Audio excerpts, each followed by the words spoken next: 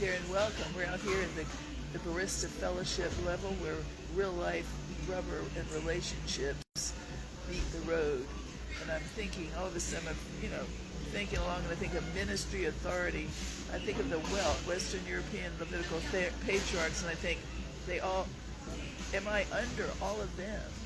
Am I under all of you? Western Levitical, because I walk on the property, I'm typifying, the dark glasses is a symbol of the stereotype that I represent toward this one subculture, enormous subculture. They can be very fine gentlemen and women, but there is something, a streak, that I must deal with on behalf of the body. That's where the worship is. So I was teaching basically line upon line all this theology about submission, the submission culture. And of course, I wasn't raised down it. That's Levitical patriarch. The more they think of, they're not submitted, you're not submitted, they target people who are not being submitted, it means their theology is more than the Bible. They don't know it. So it made me research my heart, made me research that, and then organic Christ following, such as after Jesus left, did he set up one group, one ministry group, one person over all the rest, like some of these believe today? And it said, no, they were all servant leader, Ephesians 5:21, mutual submitted in the fear of the Lord, even the man and woman in marriage. So it's mutual submission in the fear of the Lord. Well, what does that mean? Well, if you didn't come up, if your upbringing was a little poverty-stricken, or maybe descended from archaic people in the mountains and people who were hired to whip slaves, that was the fruit we see. They maybe they need to be over people, that they need to have an identity, they need to seek status or power because they come from none. I don't come from that. I don't go for that. So now we're not in that old dark age, that old timey age. You can get online and learn. Everybody's just filled with information. So I'm adding a little bit more tweaking to this so that when people go out to property, they buy property from around the world and they move to where these people live, out in the formerly rural, formerly a subculture, maybe, mostly solid white, Caucasian. Well, these people come in clueless about the culture. They think, I bought nice property, built my condo, which they're doing. So you don't want to find out if they try to happen to want to go to a church, that they find an old steel typecasting and unloving but archaic relationships, archaic theology, such as, who are you under? Once you want to know Jesus, you've got to be under somebody. You've got to serve the local pastor. You can't be a church hopper. All these things are out there in mega and micro in our nation at the grassroots, where real life rubber meets the road. That's them out of that and representing the Barista Fellowship, where they're not minded on business, at least to my knowledge. But if they are, they're so respectful. See, that's another thing with wealth. The wealth ministry have gone, they're psychoprophets in the wealth. They read our minds. They determine what we're like in our natural private lives and never speak to us. That is false religion, and it's false prophets, right? They're in apostles. There's so many, and they seem to keep going. So many people love them and respect them, So I'm saying they're for the grace of God to go high, but we're trying to shake that up and challenge the theology. So when I looked up last year about the first church, and it was Ephesians 5:21, all servant leader, men and women, offices, poor and rich. People in the Christian community were all like that, trained to be, supposed to be. And that means you read boundaries, and then you defer to people. And what we want to do is point out an example tonight. I put it online, it just came in my heart. If you were to look at a picture of mutual submission in the fear of the Lord, basically, it would be a picture of Sheriff Andy Griffith of Mayberry and Aunt B. How they tune in, view some of those old online videos, and see how they acted and reacted with each other in family feel. That's mutual submission in the fear of the Lord. They defer to one another. They are very friendly, loving and kind and fair. But she doesn't take over his office, and he doesn't look down on her and challenge her to be submitted to him like goes on out here. So Ephesians 5:21, Andy of Mayberry, sheriff, he has authority, governing authority, but he treats her equally, both with great respect. He doesn't demean her or put her down, trying to control her. and she doesn't try to take him over because people are normal. Most people do this. That's what we like this area, the camaraderie of the everyone treating each other basically with real respect. That's what mutual submission, fear of the Lord is, if you're Christian or not. That's basic society. So let me reiterate a profound message to the submission culture, submissionite Christianity, shepherding movement. Well, all right. To train it is necessary. Some people are brought, So what it is, here's the example. Besides Andy of Mayberry and Aunt B, of course Barney, same way. Barney and Aunt B, Barney and everybody. All right. Old white, black and white movies, right? Well, if you go, here's the way I talk.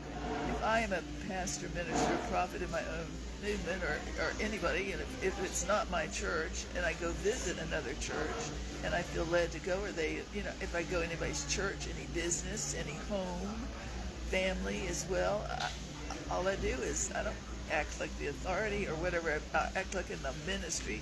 I take off that, put it down, and enjoy reading the boundaries that are in place when I go and submitting to them because I'm on their turf. When I leave the place, I'm back on God and my turf, and I would do my thing. That is so hard, isn't it? No. This submission thing it's grown and grown and grown. I have literally all the gossip, all the psycho prophets. She's not submitted. He's not submitted. And that group also tends to be the same one that has Caucasian witch lists. So I could name them and be, I'm not going to. Because if I told you who they are, I don't want to hurt people, but I also said, I want you to start practicing discerning doctrines and teachings for yourself. It'd be too easy, which I would not do anyway. I don't believe in that. It'd be too easy to say that group right there and that person in that building, like they do. The TMZ video, I call it. I'm not doing that. But if you ask me and you're a normal person, you really need to know. I'll be glad to tell you exactly. I mean, if you ask me, I'm not doing it to gossip. I do not pray against them. I do not talk against them. Some of them I really like. They just have to get over that divining occult. And act like Sheriff Andy Taylor more than I'll trust him again. Like a Baptist, Baptist. I think black people do that. I know Methodists do. Catholics seem to do it. The ones I meet tons of Catholics. That's why we're so happy. We're not in that cult. In the cult of submissionitis. No, I am instigating research. Tough love, because we care for them. But there's one thing, a final sobering thought. That even if you're looking for false and true prophets, false and true teachers, apostles, and so forth, most people think, I used to naively think it was about their teaching only. And that it was if they didn't believe that Jesus Christ is the only way, the truth, and the life, or things like that. But it wasn't until even the last couple of years when God showed me that it's also even more secret, silent, and subtle for them and us. It is false authority. Because he says to the preachers and to the ministers, mostly of the book of Acts, he says in Matthew 7:21-29, he says, hey, many of you said, Lord, Lord, didn't I prophesy in your name? Meaning they're saved. They think they're saved. Didn't I prophesy in your name?